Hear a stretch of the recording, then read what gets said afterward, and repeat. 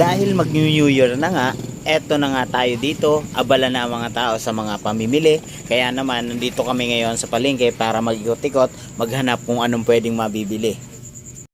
Happy New Year guys. Ayan, dito tayo sa palengke oh. So may titingnan ako guys kasi may nakita ko rito kakaibang prutas. So pasok tayo sa loob. Let's go guys.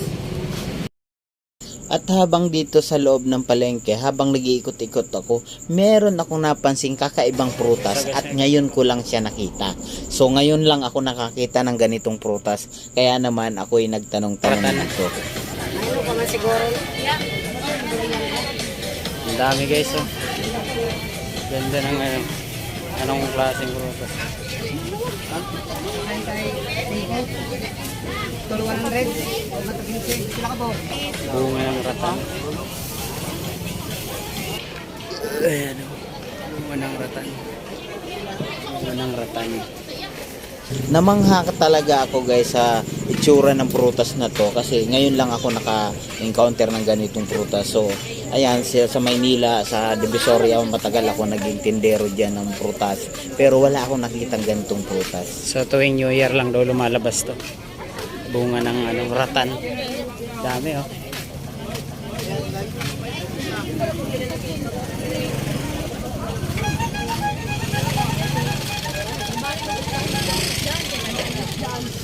Dagsa. Dagsa nga yung oh. New Year. Kakaibang prutas. Bunga daw ng to. So parang siya, lansunis no. So ngayon lang ako nakakita ng ganito guys. Ibang klase. So yung lasa niya medyo may asim ng konti. Parang tawag dito. Pero naman, chipis. Basta yung lasa niya may asim-asim ng konti.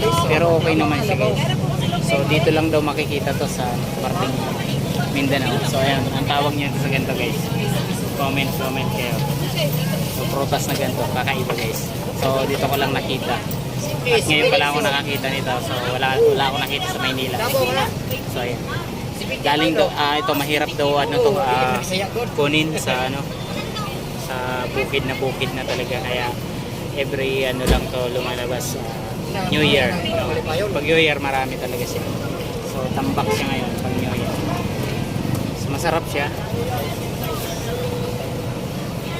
Iba yung kulay, parang tawag dito, tiger.